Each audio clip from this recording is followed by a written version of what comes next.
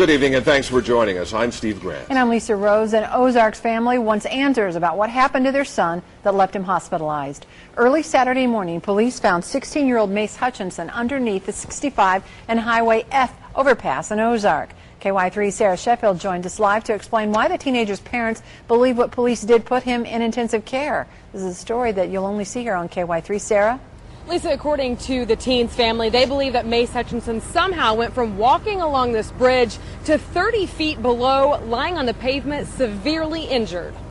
Like I said, we called the police.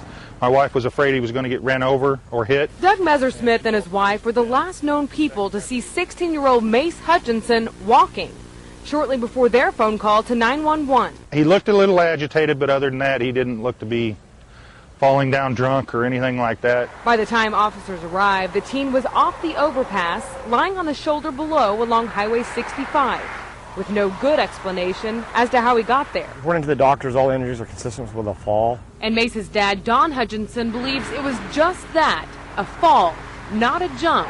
The question is why. They tested his system. He was clean of drugs and alcohol, so I mean, we don't know why, unless just being in shock and the whole thing in itself caused him to forget everything. Mace's aunt tells us he's undergoing major surgery for a broken back and a broke-off heel.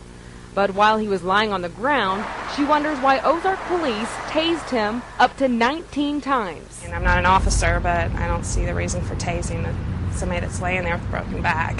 I don't consider that a threat. His dad says the tasing delayed what would have been immediate surgery by 2 days. The tasering had increased his white blood cell count and caused him to have a temperature, so they could not go into operation. He refused to comply with the officers, and so the officers had to deploy their tasers in order to subdue him. He's making incoherent statements. He's also making statements such as shoot cops, kill cops, things like that.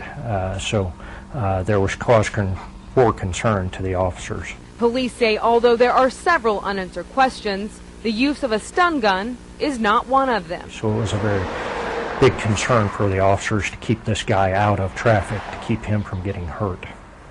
Mace is still in intensive care tonight, listed in fair condition. He has surgery again tomorrow. The family, along with the Ozark Police Department, is hoping someone will see the story and come forward with some information. You can call 417-699-4789 with information or call the Ozark Police Department. Guys. It's a case we'll be watching. Sarah Sheffield live tonight. Thanks, Sarah.